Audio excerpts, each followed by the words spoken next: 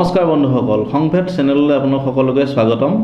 আপোনালোকলৈ লৈ আহিছোঁ অসম লোকসেৱা আয়োগৰ পৰীক্ষা অৰ্থাৎ APSC পৰীক্ষাৰ যি প্ৰিলিমিনাৰী পৰীক্ষা হয়, প্ৰাৰম্ভিক পৰ্যায়ৰ পৰীক্ষা হয়, তাৰ কেইখনমান পৰীক্ষাৰ প্ৰশ্নকাকতৰ সমাধান। এইটো এটা শৃংখলা হ'ব। আমি প্ৰথমতে লৈ আহিছোঁ প্ৰথমখন প্ৰশ্নকাকত 1997 চনৰ।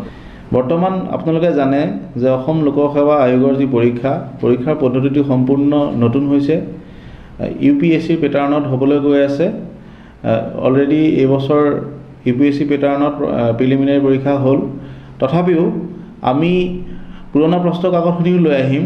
আমি সেইখিনিহে লৈ আহিম যি কেইটি প্ৰশ্ন বৰ্তমান সময়ত প্ৰাসংগিক, আহি থকা দিনত যি অসম লোকসেৱা আয়োগৰ পৰীক্ষা হয় তাৰ কাৰণে প্ৰাসংগিক হ'ব, সেইসমূহ প্ৰশ্নহে লৈ আহিম, যিখিনি আচলতে ক'ব গ'লে ষ্টেটিক। প্ৰশ্নকাকতবোৰ দুই ধৰণৰ থাকে সাধাৰণতে।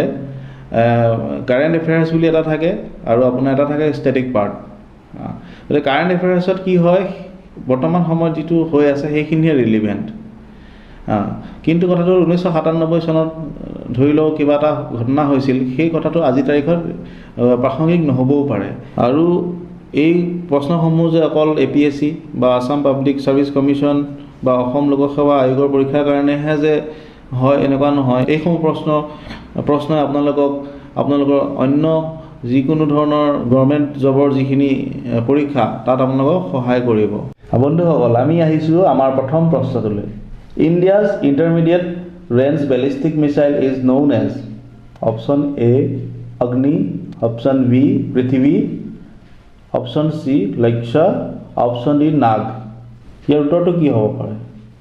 আমি জানো পৃথিৱী চমু দূৰত্বৰ শ্বৰ্ট ৰেঞ্জ মিছাইল, লক্ষ্য পাইলটলেছ টাৰ্গেট এয়াৰক্ৰাফ্ট, নাগ এণ্টি টেংক মিছাইল। তো ইয়াৰ শুদ্ধ উত্তৰটো হ'ব অগ্নি, A। Intermediate range ballistic missile is Agni. Question number 2.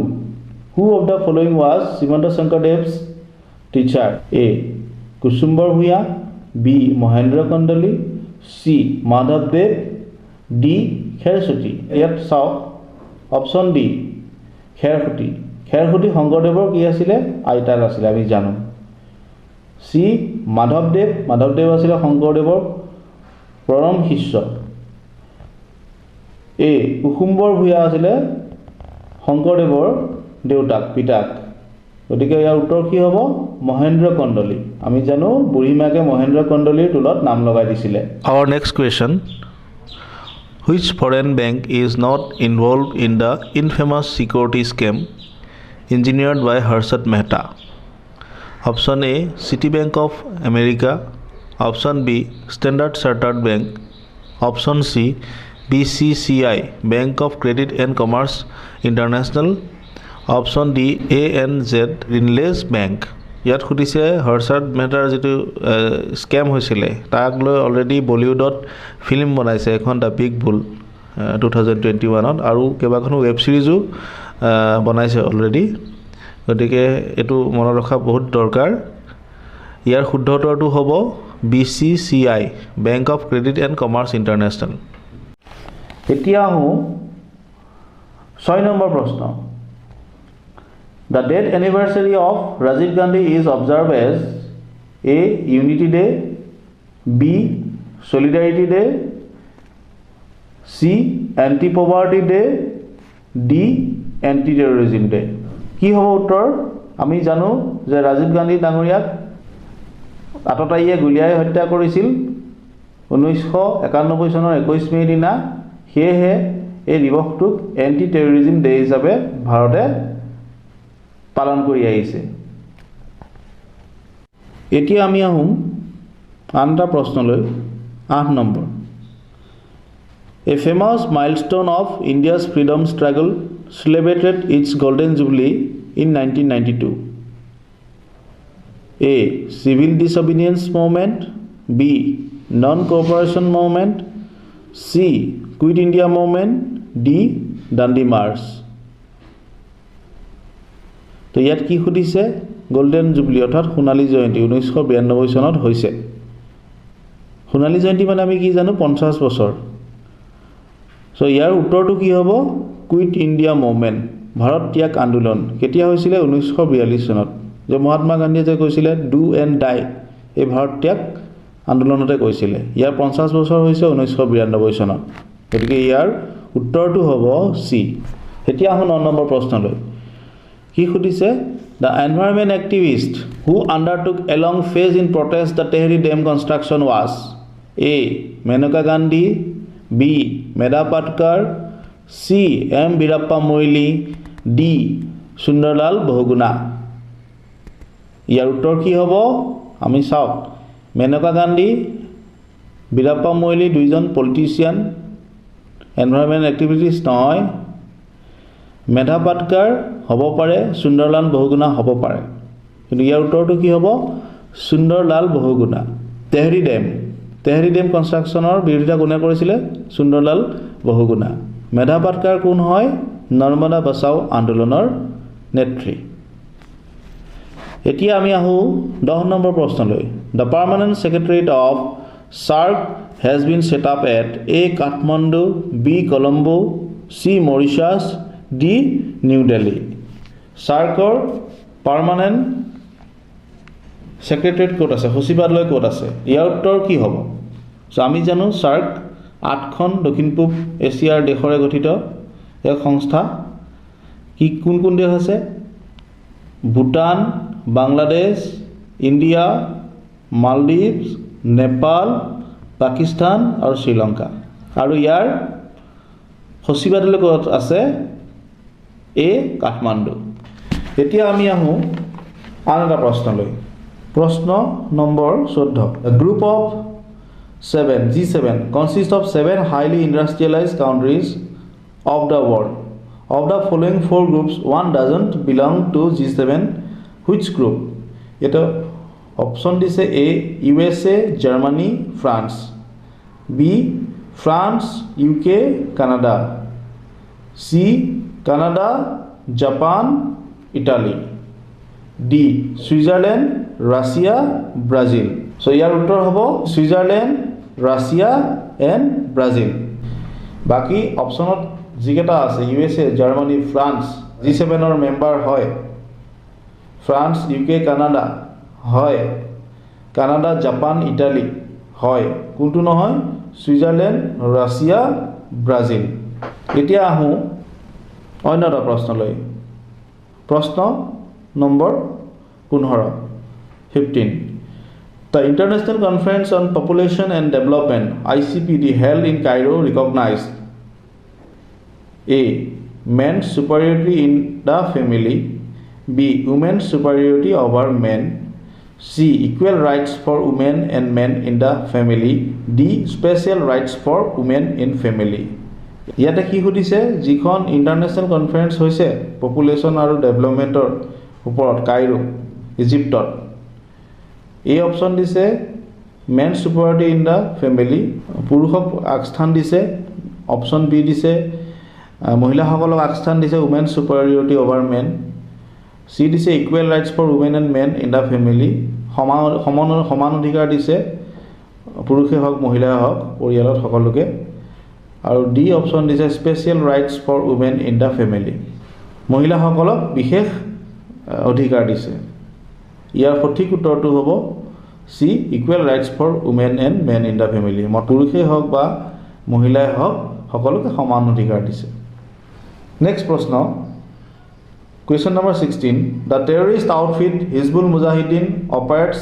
in which of the following trouble-torn areas A. Kashmir Valley B. Afghanistan C. Gaza and Jericho D. Bosnia Herzegovina উত্তৰটো কি হ'ব এটো সহজ প্ৰশ্ন কাশ্মীৰ ভেলী কাশ্মীৰ উপত্যকা ভাৰত আসলতে হিজবুল মুজাহিদিনৰ উদ্দেশ্যটো কি প্ৰথমতে কাশ্মীৰখনক বেলেগ কৰিব ভাৰতৰ পৰা পৃথক কৰিব আৰু তাৰ পাছতে কাশ্মীৰক পাকিস্তানৰ লগত একলগ কৰিব separate and later merge with Pakistan প্ৰশ্ন নম্বৰ 17 কি সুধিছে who is the founder of the Hare Krishna movement currently spread over the whole world A Swami Prabhupada B Mahesh Yogi C Swami Avadhut D আচাৰ্য ৰাজনীশ।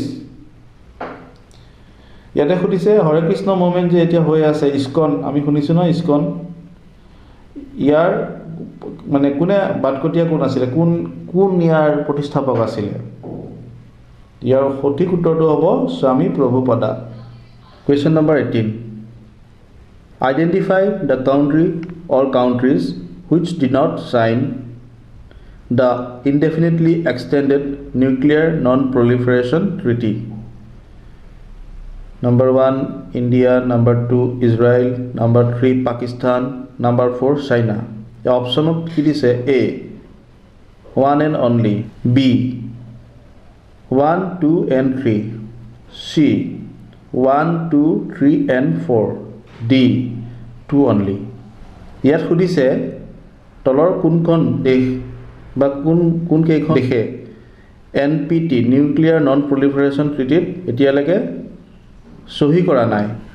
চাওক, এতিয়া আমি জানো পৃথিৱীত দুই ধৰণৰ দেশ আছে, দেশবোৰ দুই ধৰণে ভাগ কৰিছে। আমাৰ ৰাষ্ট্ৰসংঘৰ যি স্থায়ী সদস্য UN Security Councilৰ স্থায়ী সদস্য কেইখন দেশ আছে? 5খন দেশ, China, France, Russia, United kingdom and USA। এইকেইখন হৈছে 5 নিউক্লিয়াৰ ৱেপন কাউণ্ট্ৰি। আমাৰ ভাৰতবৰ্ষ বা পাকিস্তান বা ইজৰাইল আমাৰ লগতো নিউক্লিয়াৰ ৱেপন আছে, কিন্তু আমি অফিচিয়েলি কোৱা নাই বা আমি অফিচিয়েলি সহি কৰা নাই NPTত। গতিকে ইয়াৰ কোনটো শুদ্ধ উত্তৰ হ'ব? Option B 1, 2 and 3, India, Israel and Pakistan. ইয়াতে লক্ষণীয়ভাৱে ভাৰতবৰ্ষই NPTত সহি কৰা নাই, সেয়েহে পাকিস্তানেও সহি কৰা নাই আৰু ইজৰাইলেও কৰা নাই। চীন ৰাষ্ট্ৰসংঘৰ স্থায়ী সদস্য, চিকিউৰিটি কাউন্সিলৰ, ইউনাইটেড নেশ্যন চিকিউৰিটি কাউন্সিলৰ স্থায়ী সদস্য, আৰু চীনক কোৱা হয় nuclear weapon country officially. Question নম্বৰ 20, which one of the following was a rural type of civilisation?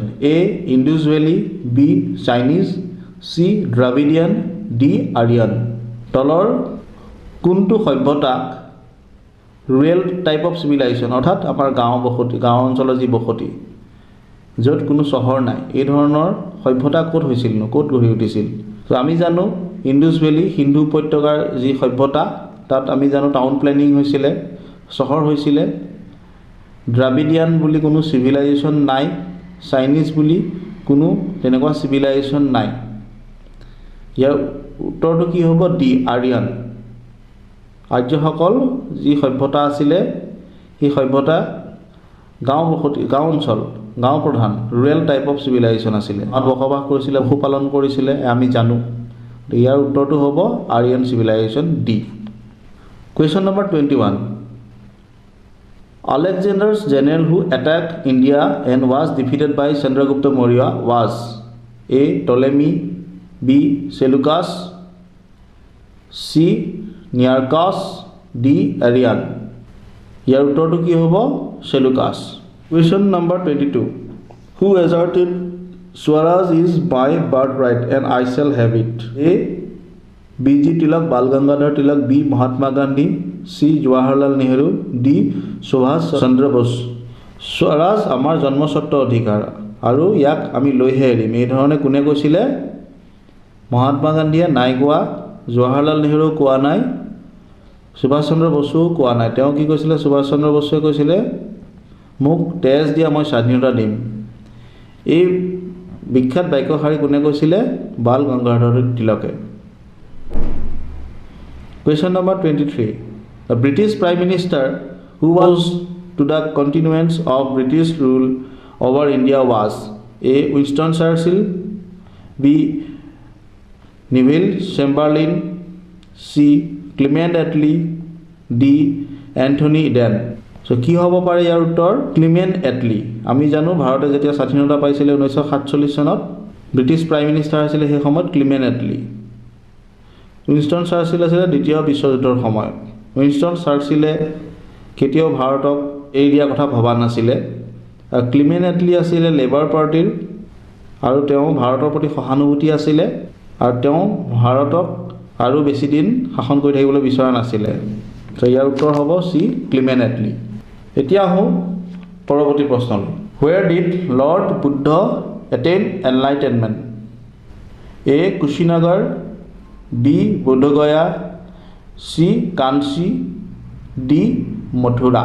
ইয়াতে সুধিছে ভগৱান বুদ্ধৰ ক'ত জ্ঞানোদয় হৈছিল, এনলাইটেনমেণ্ট ক'ত হৈছিল, কি হ'ব উত্তৰ? চাওক, বুদ্ধৰ কথা যেতিয়া আহে বা বুদ্ধ ধৰ্মৰ কথা যেতিয়া আহে, বুদ্ধ ধৰ্মৰ 4খন তীৰ্থস্থান আছে। বুদ্ধ ক'ত জন্ম হৈছিলে, বুদ্ধৰ ক'ত জ্ঞানোদয় হৈছিলে, বুদ্ধই ক'ত প্ৰথম শিষ্যসকলক শিকাইছিলে, পাঠদান কৰিছিলে, আৰু বুদ্ধ ক'ত ঢুকাইছিলে, ক'ত মৃত্যুবৰণ কৰিছিলে। এনলাইটেনমেণ্ট মিনছ সিদ্ধাৰ্থৰ পৰা বুদ্ধ যে হৈছিলে, বুদ্ধদেৱৰ আচল নাম সিদ্ধাৰ্থ, সিদ্ধাৰ্থৰ পৰা যে বুদ্ধৰ নামটো পালে, বুদ্ধদেৱ হৈছিলে, সেই জেগাটো ক'ত? চ' ইয়াৰ উত্তৰটো হৈছে বোধগয়া। মহাবোধি টেম্পল ইন বিহাৰ, বিহাৰত আছে বুদ্ধগয়া। কৈ থওঁ, লুম্বিনী বৰ্তমান নেপাল, তাত জন্ম হৈছিলে। তেওঁ প্ৰথম চাৰ্মন দিছিলে, ফাৰ্ষ্ট চাৰ্মন দিছিলে সাৰনাথ ইউপিত, আৰু ক'ত ঢুকাইছিলে? কুশীনগৰ। মহাপৰিনিৰ্বাণা, ঢুকোৱা কথাটো কি বুলি কৈছে? মহাপৰিনিৰ্বাণা। ইয়াৰ উত্তৰটো হ'ব বোধগয়া। এতিয়া আহোঁ পৰৱৰ্তী প্ৰশ্নলৈ। Who started home rule movement in India? A. Annie Besant, B. Mahatma Gandhi, C. Mohammad Ali Jinnah, D. Veer Savarkar. এইটো এটা বৰ সহজ প্ৰশ্ন। ইয়াৰ উত্তৰ এনি বেছাণ্ট। এনি বেছাণ্ট ক'ৰ আছিলে? এগৰাকী আইৰিছ মহিলা। যেনেকৈ ভাৰতত ব্ৰিটিছে শাসন কৰিছিলে, আয়াৰলেণ্ডতো ব্ৰিটিছে শাসন কৰি আছিলে, আৰু তেওঁলোকো ব্ৰিটিছৰ বিৰোধিতা কৰি আছিলে। চ' এনি বেছাণ্ট ভাৰতলৈ আহিলে, থিঅ'চফিকেল ছ'চাইটি বুলি কয়, আৰু তেওঁৱে হোম ৰুল মুভমেণ্টটো ভাৰতত প্ৰতিষ্ঠা কৰিছিলে আৰু ভাৰতৰ পৰা আৰম্ভ কৰিছিলে ইয়াৰ আন্দোলন। এতিয়া আহোঁ আমাৰ পৰৱৰ্তী প্ৰশ্নলৈ। The civil disobedience movement was launch in AD? A. 1905, B. 1920, C. 1930, D. 1940। Civil disobedience movement ভাৰতত কেতিয়া আৰম্ভ হৈছিলে? আমি জানো 1905 চনত কি হৈছিলে? বিখ্যাত বংগভংগ। আৰু 1920 চনত কি হৈছিলে? নন কৰ্পৰেশ্যন মুভমেণ্ট, অসহযোগ আন্দোলন। 1930 চনত কি হৈছিলে? Civil disobedience movement. এই মুভমেণ্টটোক কৈছিলে পেচিভ ৰেজিষ্টেঞ্চ বুলিও কৈছিলে। আমি জানো ভাৰতে 1930 চনত পুনৰ স্বৰাজৰ কথা কৈছিলে। জৱাহৰলাল নেহৰু কংগ্ৰেছৰ সেই সময়ত সভাপতি হৈছিলে। লাহোৰ অধিৱেশনত পূৰ্ণ স্বৰাজৰ কথা কৈছিলে। তাৰ আগলৈকে কি হৈ আছিলে? স্বৰাজৰ কথা আহিছিলে, কিন্তু পূৰ্ণ স্বৰাজৰ কথা নাছিলে, মানে কমপ্লিট ইণ্ডিপেণ্ডেঞ্চ। আৰু সেই গতিকে 26 জানুৱাৰী 1930ত প্ৰথম ভাৰতবৰ্ষত স্বাধীনতা দিৱস উদযাপন হৈছিলে। আৰু তেতিয়াই কংগ্ৰেছ ৱৰ্কিং কমিটিয়ে সিদ্ধান্ত লৈছিলে সম্পূৰ্ণ সহযোগ কৰিব মহাত্মা গান্ধীক, আৰু মহাত্মা গান্ধীয়ে চিভিল ডিছঅবিডিয়েঞ্চ মুভমেণ্ট, এই মুভমেণ্টটো আৰম্ভ কৰিলে। দাণ্ডি মাৰ্চৰ কথা আমি জানো, ক'ৰ পৰা আৰম্ভ হৈছিলে? সাবৰমতী আশ্ৰমৰ পৰা আৰৱ সাগৰৰ কাষত দাণ্ডিলৈকে প্ৰায় 300 কিলোমিটাৰ খোজকাঢ়ি গৈছিলে। গান্ধীক লৈ 79 আৰু পিছত আৰু দুজনে যোগ দিছিলে এই মুভমেণ্টটো। 81জন ইয়াৰ সদস্য আছিলে। তো ইয়াৰ উত্তৰটো কি হ'ব? 1930 চন। পৰৱৰ্তী প্ৰশ্ন। The Sikh state of Punjab was annexed to the British Empire in the last quarter of number A, last quarter of 18th century, first quarter of 19th century, second quarter of 19th century, third quarter of 19th century। কেতিয়া পাঞ্জাবখন east India কোম্পানীয়ে বা British চৰকাৰে কেতিয়া পাঞ্জাবখন শাসনলৈ আনিছিলে? ইয়াৰ উত্তৰটো হ'ব second quarter of 19th century। Second quarter of 19th century means 1825 চনৰ পৰা 1850 চনলৈ। 100 বছৰত 4টা কোৱাৰ্টাৰ থাকে, 25 বছৰ, 25 বছৰ, 25 বছৰ, 25 বছৰ। আমি অৰ্থটো বুজিব লাগিব কি সুধিছে। চ' এই ঘটনাটো হৈছিলে 1849 চনত। এতিয়া আহোঁ আমি পৰৱৰ্তী প্ৰশ্নলৈ। The title of Viceroy was added to the officer of the Governor General of India for the first time in A. 1848 AD, B. 1856 AD, C. 1858 AD, D. 1962 AD. ইয়াত কি সুধিছে আগতে গভৰ্ণৰ জেনেৰেল আছিলে ভাৰতবৰ্ষত গভৰ্ণৰ জেনেৰেল অফ ইণ্ডিয়া তাক viceroy কৰা হ'ল কেতিয়া কৰা হ'ল আৰু প্ৰথম কেতিয়া ভাইচৰয় কৰা হৈছে এই কথাটো সুধিছে আমি জানো যে 1857 চনত সিপাহী বিদ্ৰোহ হৈছে সিপাহী বিদ্ৰোহত ব্ৰিটিছসকলে যথেষ্ট ভয় খালে আৰু তাৰ ফলস্বৰূপে তেওঁলোকে আগতে ইষ্ট ইণ্ডিয়া কোম্পানী শাসন কৰি আছিলে সিপাহী বিদ্ৰোহৰ ফলশ্ৰুতিত ইষ্ট ইণ্ডিয়া কোম্পানীৰ পৰা শাসনৰ ভাৰ ব্ৰিটিছ পাৰ্লিমেণ্টে বা ব্ৰিটিছ প্ৰধানমন্ত্ৰীয়ে ল'লে কাৰ নামত ল'লে ব্ৰিটিছ ক্ৰাউন ব্ৰিটিছ ৰজা বা ৰাজপুত্ৰৰ নামত ৰজাঘৰীয়াৰ নামত ল'লে ৰাজতন্ত্ৰ আৰু তাৰ কাৰণে যিজন গভৰ্ণৰ জেনেৰেল আছিলে তেওঁক ভাইচৰয় কৰা হ'ল অৰ্থাৎ ভাইচৰয় কাৰ এজেণ্ট ব্ৰিটিছ শাসনত এইটো কেতিয়া হৈছিলে 1858 চনত আৰু কৈ থোৱা ভাল হ'ব প্ৰথম ভাইচৰয় আছিলে লৰ্ড কেনিং পৰৱৰ্তী প্ৰশ্ন The royal symbol of the king of ancient Kamrup was A. Tiger, B. Rhinoceros, C. Peacock, D. Elephant. প্ৰাচীন কামৰূপৰ ৰজাঘৰীয়া প্ৰতীকী চিহ্ন কি আছিলে ইয়াৰ উত্তৰটো হ'ব D. Elephant, হাতী পৰৱৰ্তী প্ৰশ্ন question number 30 Which one of the following ruler is considered as Shivaji of northeastern India তলৰ কোনজন শাসকক উত্তৰ পূৰ্বাঞ্চলৰ শিৱাজী বুলি কৈছিলে এ মহাৰাজ নাৰায়ণ বি প্ৰতাপ সিংহ সি গদাধৰ সিংহ ডি ৰুদ্ৰ সিংহ ইয়াৰ সঠিক উত্তৰটো হ'ব ৰুদ্ৰ সিংহ এইখিনিতে এটা বিতৰ্ক আছে আপুনি পেপাৰে পত্ৰই বা উইকিপিডিয়াটো আপুনি পাব লাচিত বৰফুকনক শিৱাজীৰ লগত তুলনা কৰিছে আচলতে হেতু নহয় লাচিত বৰফুকনৰ দিনত হয় আমি মোগলক পৰাজিত কৰিছিলোঁ হয় কিন্তু আহোমৰ শাসনৰ ৰাজনীতিৰ বিষয়তে হওক বা সংস্কৃতিৰ বিষয়তে হওক একেবাৰে ঊৰ্ধলৈ কেতিয়া গৈছিলে ৰুদ্ৰ সিংহৰ দিনত আনকি ৰুদ্ৰ সিংহৰ দিনত মোগলৰ অধীনত থকা বংগদেশকো আক্ৰমণ কৰাৰ পৰিকল্পনা কৰা হৈছিল ৰুদ্ৰ সিংহকেই উত্তৰ পূৰ্বাঞ্চলৰ শিৱাজী বুলি কোৱা হয় এতিয়া আহোঁ পৰৱৰ্তী প্ৰশ্ন Rangghar was constructed during the reign of A. Rudra Singha B Shiva Singha C Pramatta Singha D Rajeswar সিংহ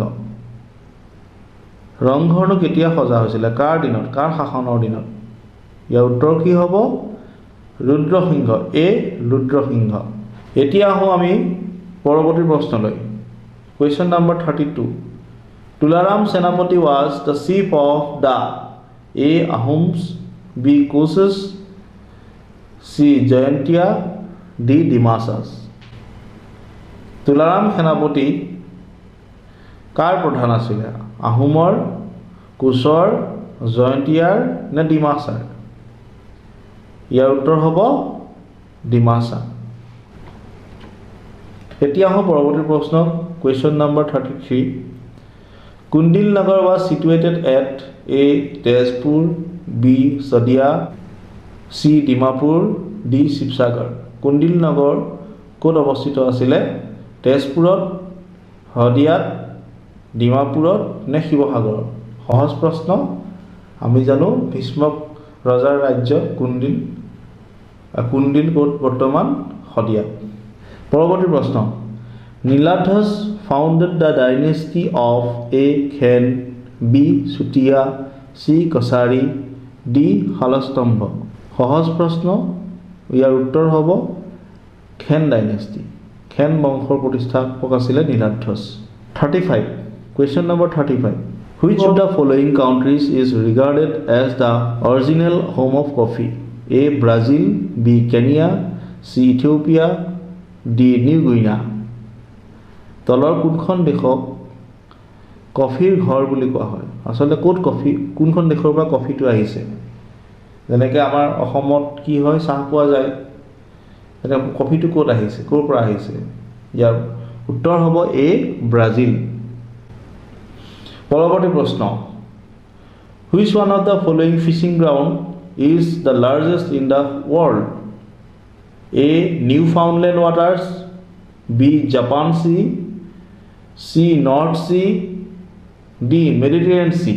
তলৰ কোনটো ঠাইক ফিচিং গ্ৰাউণ্ড বুলি কোৱা হয় অৰ্থাৎ বহুতো মাছ পায় ইয়াৰ উত্তৰটো হ'ব নৰ্থ সি উত্তৰ সাগৰত বহুত বেছি পৰিমাণৰ মাছ পোৱা যায় সেইকাৰণে ইয়াক কোৱা হয় largest fishing ground of the world আৰু এটা কথা কৈ থওঁ নৰ্থ চিয়ে কাক কানেক্ট কৰিছে বেৰিং চি আৰু east China C bearing C বা বেৰিং প্ৰণালী যি আমেৰিকা আৰু ইউৰেছিয়াৰ ভূখণ্ডক ভাগ কৰিছে আৰু তাৰ তলত কি আছে ইষ্ট চাইনা চি পৰৱৰ্তী প্ৰশ্ন question number 37 Kiel Canal is located in A.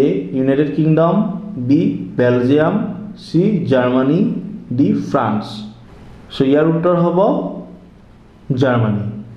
Question number 38. The largest river in Europe, the Danube, flows through A. Germany, Luxembourg, Belgium, Netherlands, B. Germany, Switzerland, Austria and Italy. C. Germany, Austria, Czech Republic and Poland. D.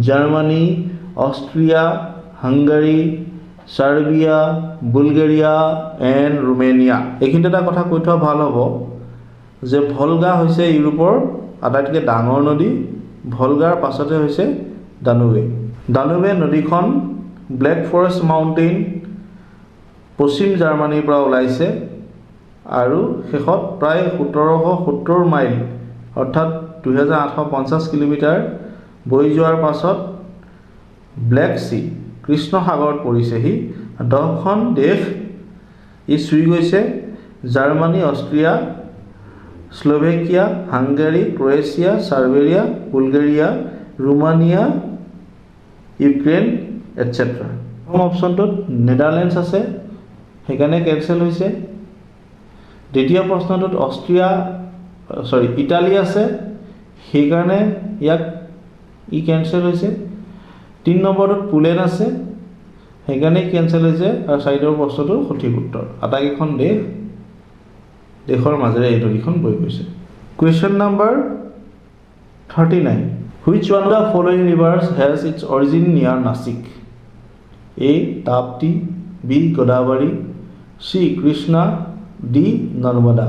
ইয়াৰ সঠিক উত্তৰটো হ'ব গোদাবৰী নাসিক ক'ত আছে মহাৰাষ্ট্ৰত আছে আমি গান এটা শুনিছোঁ লতা মংগেশকাৰৰ মুখত এইখন দেশ মোৰ আপোনাৰ দেশ এতিয়া আমি পৰৱৰ্তী প্ৰশ্নলৈ question number 42 Considering the present geo-economic condition of India, which one of the following non-conventional sources of energy hold out a high feasibility in the country? A. Wind power, B. Solar power, C. Biogas, D. Tidal power.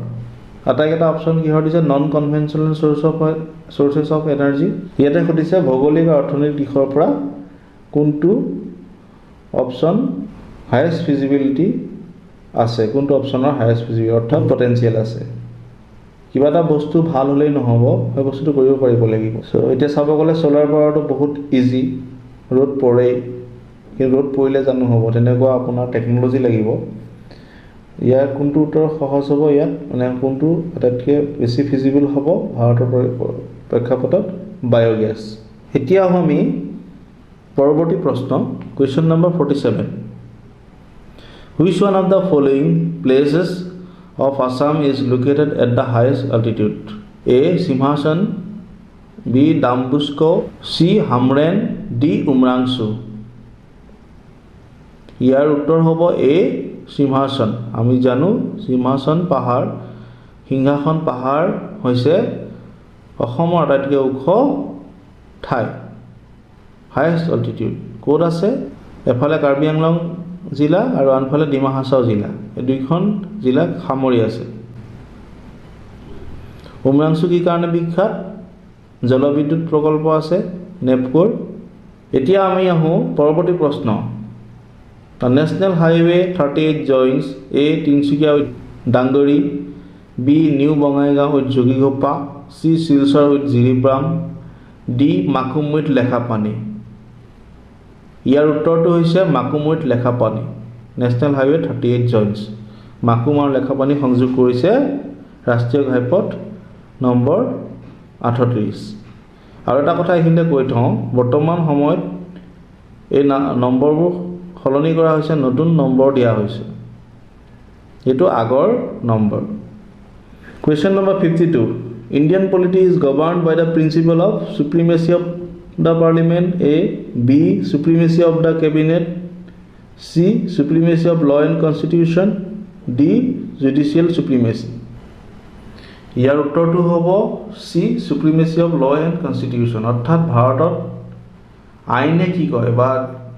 আইনে কি কয় বা সংবিধানে কি কয় হেতুকে মনা হ'ব জুডিশিয়েল সুপ্ৰিমেসি বুলি কওঁতে কথাষাৰ সঠিক হোৱা নাই ইয়াত হ'ব লাগিছিল জুডিশিয়েল ৰিভিউ যদি জুডিশিয়েল ৰিভিউ থাকিলে হয় তেতিয়া হলে হেতু শুদ্ধ হল হয় কাৰণ জুডিশিয়ালে কাক ৰক্ষণাবেক্ষণ দিয়ে আইনক দিয়ে বা সংবিধানক দিয়ে যেতিয়া উপায়হীন হয় তেতিয়া সিদ্ধান্তটো কোনে দিব জুডিশিয়েল ৰিভিউ হ'ব কিবা এটা আইন এখন হল আইনখন যদি কিবা বিতৰ্ক হৈছে জুডিশিয়েল ৰিভিউ হয় আইনে আকৌ বিচাৰ কৰে কিবা এটা সিদ্ধান্ত যদি চৰকাৰে কৰে যদিহে ই সংবিধানৰ বিৰুদ্ধে যায় বা আইন সংগত নহয় তেতিয়াহলে আইনে কেতিয়াবা ইয়াক পুনৰীক্ষণ কৰে ৰিভিউ কৰে কিন্তু কাৰ মতে চলিব লাগে সুপ্ৰিমেসি অফ ল এণ্ড কনস্টিটিউশন আইন আৰু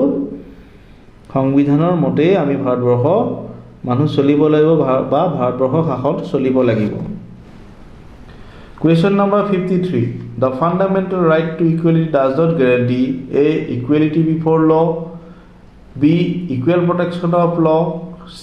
Equal pay for equal work D. Equal opportunities in public employment আমাৰ যি মৌলিক অধিকাৰ আছে ই কিহৰ দায়িত্ব লোৱা নাই ইয়াৰ উত্তৰ কি হ'ব ইকুৱেলিটি বিফৰ ল নহয় আমাক মৌলিক অধিকাৰ দিছে অধিকাৰ দিছে আইনৰ ক্ষেত্ৰত ইকুৱেল প্ৰটেকশ্যনো দিছে কি দিয়া নাই equal pay for equal work সমান কাম কৰিলে যে আমি সমান টকা পাম সেই বস্তুটো গ্যাৰান্টি দিয়া নাই এতিয়া আহোঁ আমাৰ পৰৱৰ্তী প্ৰশ্ন Which of the following is not a money bill? Question number 54. A. Budget B. Appropriation bill C. Financial bill D. Bill seeking vote on account তলৰ কোনটো মানি বিল নহয় ইয়াৰ উত্তৰ কি হ'ব বাজেট কিয়নো আমি জানো ভাৰতৰ সংবিধানত বাজেট বুলি কোনো কথা নাই এনুৱেল ফাইনেন্সিয়েল ষ্টেটমেন্ট বুলিহে আছে আৰু এই বাজেটটো আসলতে মানি বিল নহয় Question number 55 Green revolution is not so green as it has been said because A. It is confined to wheat only B. It is confined to rice only C. It is confined to green vegetables only D. It confined to oil seeds only সেউজ বিপ্লৱক কিয় ইমান সেউজ নহয় বুলি কোৱা হৈছে কাৰণটো কিনো ইয়াৰ কি উত্তৰ হ'ব পাৰে কি কৈছে অপচনত it is confined to wheat only ই অকল ঘেঁহুক লৈহে হৈছিলে B it is confined to rice only ই ধানক লৈ হৈছিলে C it is confined to green vegetables only সেউজীয়া শাক পাচলিক লৈহে হৈছিলে D it is confined to oil seeds only ই তেলক লৈহে হৈছিলে খোৱা তেল তৈল সামগ্ৰী এনেকুৱা ইয়াৰ উত্তৰটো হ'ব A it is confined to wheat only এই বিশেষকৈ ঘেঁহু উৎপাদনলৈহে ৰিভলিউচনটো হৈছিলে এই বিপ্লৱ হৈছিলে ঠায়ে ঠায়ে ঘেঁহুৰ লগতে ধানৰো উৎপন্ন হৈছিলে পাঞ্জাৱ হাৰিয়ানা আদিত, কিন্তু ইয়াৰ মূল লক্ষ্যটো কি হৈছিলে ঘেঁহুৰ প্ৰডাকশ্যনটো বহুত আহি গৈছিলে।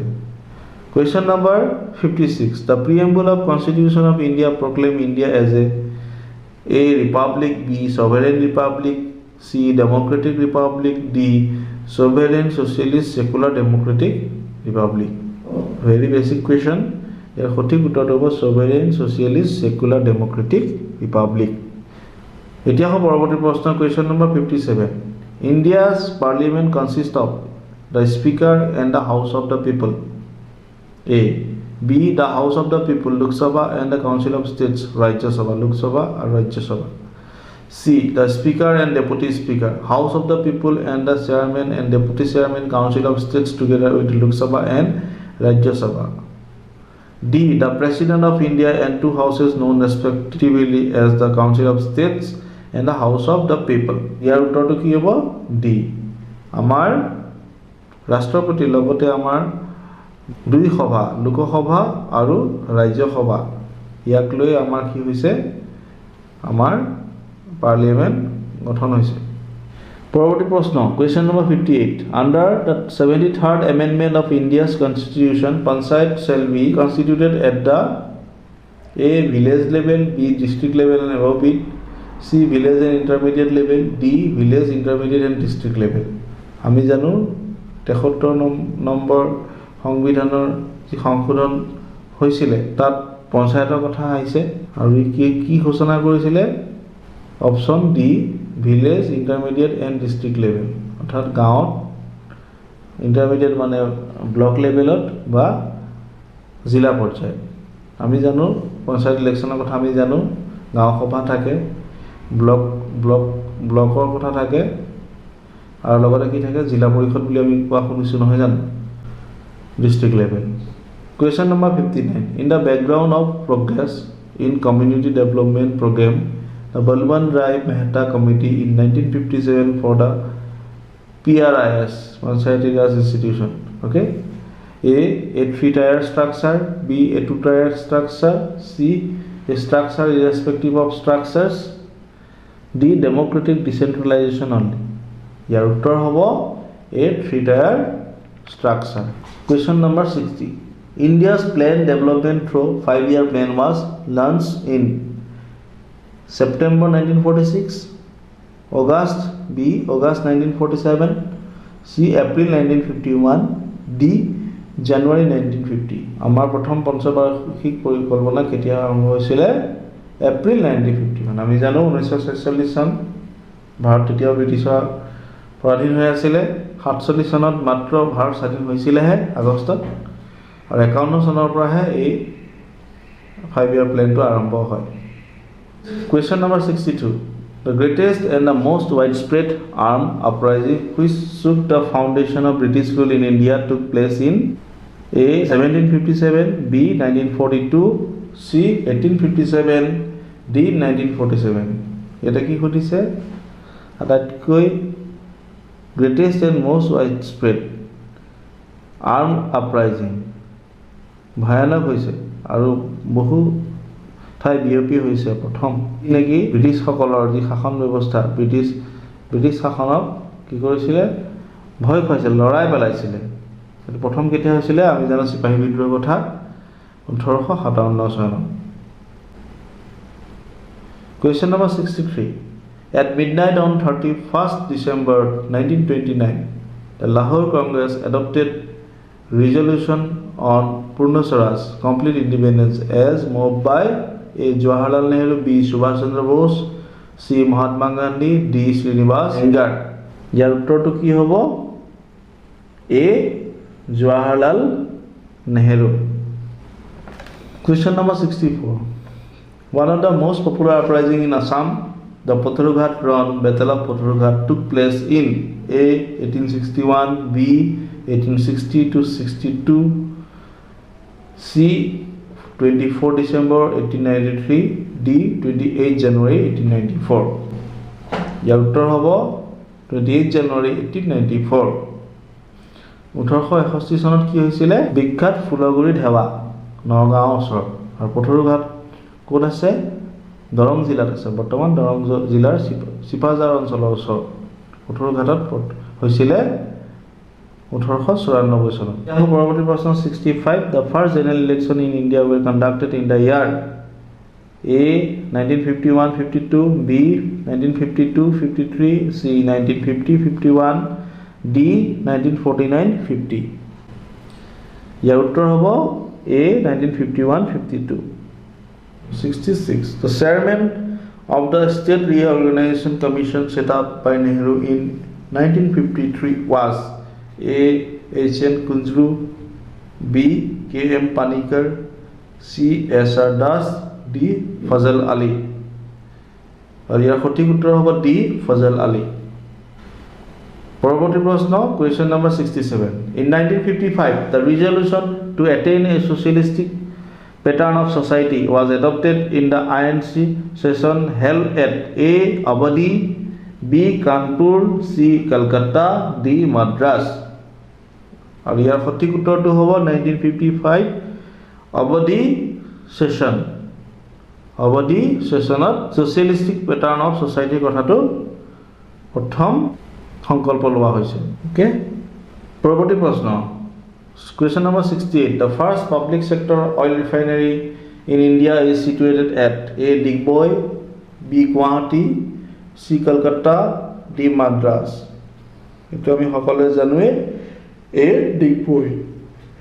question number 69, the organization that estimates India's national income is A. CSO, B. NCAER, C. Planning Commission, D. RBI। ইয়াৰ উত্তৰটো হ'ব A. CSO। পৰৱৰ্তী প্ৰশ্ন লাগিছে question number 71, the Guwahati Tea Auction Center was opened in the year A. 1960, B. 1970, C. 1974, D. 1976। কি হ'ব B. 1970। question number 72, the executive powers of the Indian Union are exercised by A. Prime Minister, B. the President, C. the Inner Cabinet, D. the Council of Ministers heads by PM।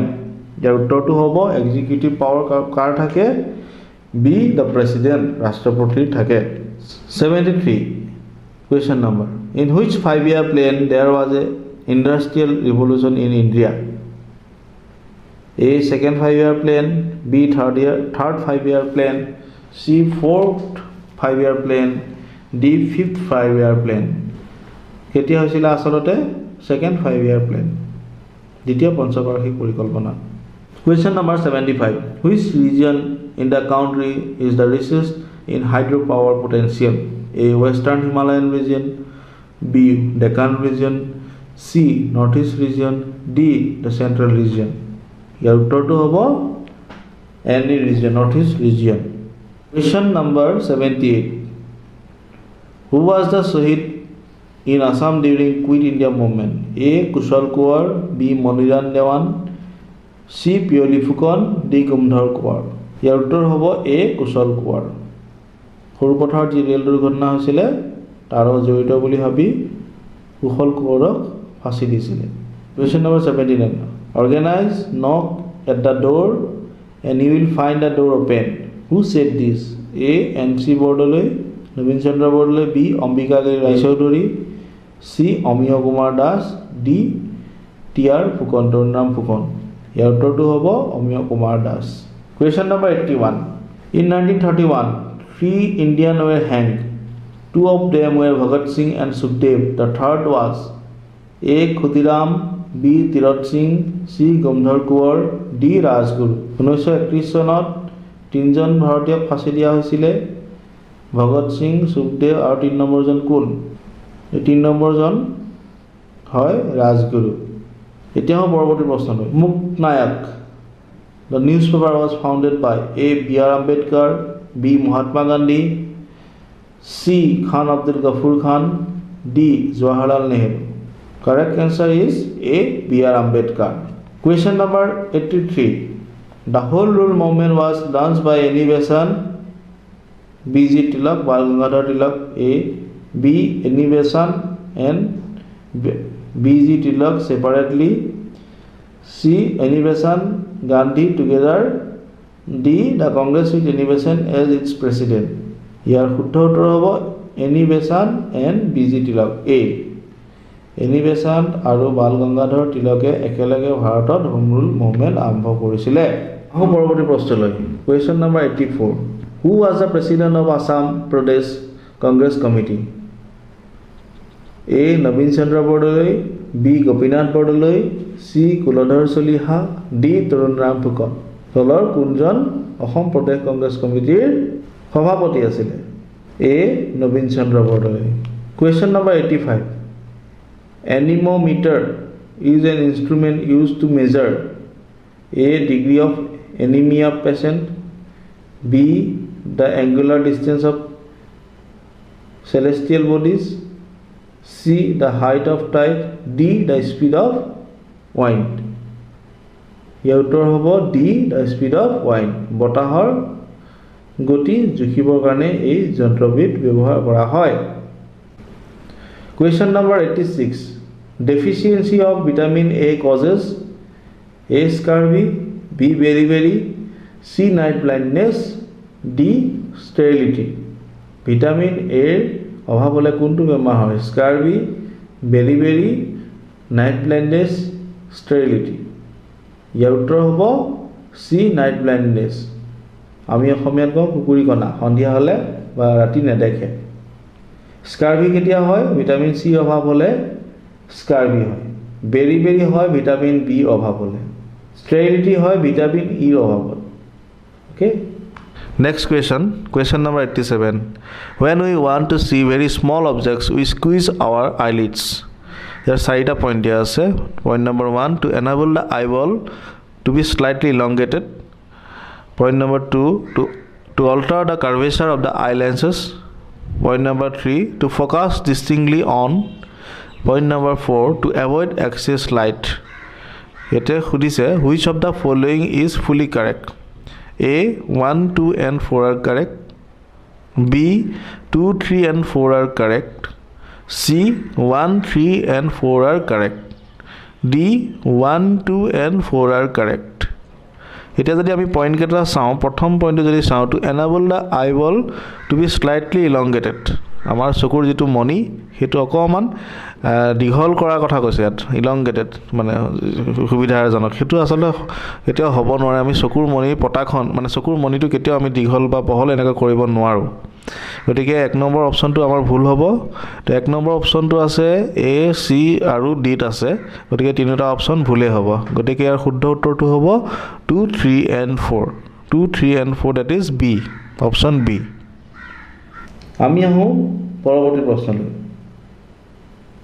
When a moving bus stops suddenly, the passengers are pushed forward because of the A. attraction of the earth on the bus, B. attraction of the earth on the passenger, C. inertia of the bus, D. motion of the bus. ইয়াতে কি সুধিছে যেতিয়া গৈ থকা এখন গাড়ী হঠাতে brake মাৰি দিয়া হয় পেছেঞ্জাৰজন যাত্ৰীজন আগফালে গুচি যায় অৰ্থাৎ আগফালে ঠেলি দিয়া নিচিনা হয় কোনোবাই যেন আগফালে ঠেলি দিছে এনেকুৱা হয় এইটো কি কাৰণে হৈছে ইয়াৰ কাৰণ কি পৃথিৱীখনৰ আকৰ্ষণ ইয়াৰ কাৰণ নেকি attraction of the earth on the বাছখনক যে পৃথিৱীখনে আকৰ্ষণ কৰি আছে সেইটো কাৰণ নেকি attraction of the earth on the passenger মানুহজনক যে যাত্ৰীজনক যে পৃথিৱীয়ে আকৰ্ষণ কৰি আছে সেইটো নেকি কাৰণ ইনাৰ্চিয়া অফ দ্য বাছখনৰ গৈ থকা বাছখন গৈ থাকিব বিচাৰিছে সেইটো নেকি কাৰণ ইনাৰ্চিয়া গৈ থাকিবলৈ বিচৰা ঘটনাটো আৰু ডি মোশ্যন অফ দ্য বাছখনৰ গতি ইয়াৰ সঠিক উত্তৰ হ'ব মোশ্যন অফ দ্য বাছখনৰ গতি বাছখন গৈ আছিলে গতিকে গৈ থকাৰ কাৰণে বাছখনৰ মানুহজন উঠি আছিলে আগলৈ গৈ থকা যেন লাগিছিলে হঠাৎ বাছখন ব্ৰেক মাৰি দিলে যেতিয়া ৰৈ গ'ল মানুহজন আগফালে গুচি যাব মোশ্যন অফ দ্য বাছ ঠিক আছে পৰৱৰ্তী প্ৰশ্নলৈ আহোঁ the purest form of water can be obtained from the source of a deep tubewell b running streams c hot water springs d heavy shower of rain আমি জানো যে পানী যি বিশুদ্ধতা আচলতে ইয়াত এইটো প্ৰশ্ন এইটোহে সুধিছে আমি জানো পানী মানে কি H2O আৰু পানীত বিভিন্ন ধৰণৰ বস্তু দ্ৰৱীভূত হৈ থাকিব পাৰে বা মিহলি হৈ থাকিব পাৰে ইয়াত যেটো অপচন কেটা আছে ডিপ টিউবৱেল মানে দমকলৰ পানীত হয়তো আইৰন থাকিব পাৰে বেলেগ বস্তু থাকিব পাৰে আৰ্ছেনিক থাকিব পাৰে আইৰন থাকিব পাৰে ঠিক তেনেকৈ হট ওয়াটাৰ স্প্ৰিংতো পানীৰ লগতে অন্য কিছুমান বস্তু মিহলি হৈ থাকিব পাৰে বা ৰানিং ষ্ট্ৰীমতো বিভিন্ন ধৰণৰ বস্তু পানীত মিহলি হৈ থাকিব পাৰে কিন্তু হেভি শাৱাৰ অফ ৰেইন অৰ্থাৎ খুব প্ৰবল যদি বৃষ্টিপাত হয় তাত কি থাকিব অকল H2O অকল পানীহে থাকিব সেইকাৰণে সেইটো সেন্সতে ইয়াক কোৱা হৈছে যে পিউৰেষ্ট ফৰ্ম অফ ওয়াটাৰৰ সোৰ্সটো কি হেভি শাৱাৰ অফ ৰেইন এতিয়া পৰৱৰ্তী প্ৰশ্ন match the following scientists with their respective discoveries A Ernest Rutherford B James C Hartwig C W.C. Roentgen D Albert Einstein option discovery সমূহ দিয়া আছে 1 nucleus 2 neutron 3 radioactivity 4 x-ray D the theory of photoelectric effect option সমূহ সহজ আপোনালোকে চাওক Albert Einstein the theory of photoelectric effect D5 হ'ব D5 কেটা আছে B আৰু C আছে তেতিয়া আৰু এটা মিলাব লাগিব আমি জানো যে ৰনজেনে কি উলিয়াইছিলে x-ray so C2 কি হ'ব 4 D5 C4 দুটা আমাৰ কোড আছে B আৰু C আছে অৰ্থাৎ আৰু এটা মিলাব লাগিব আমি কি চালো ৰাদাৰফোৰ্ডে কি উলিয়াইছিলে নিউক্লিয়াছ A1 হ'ব অৰ্থাৎ A1 B2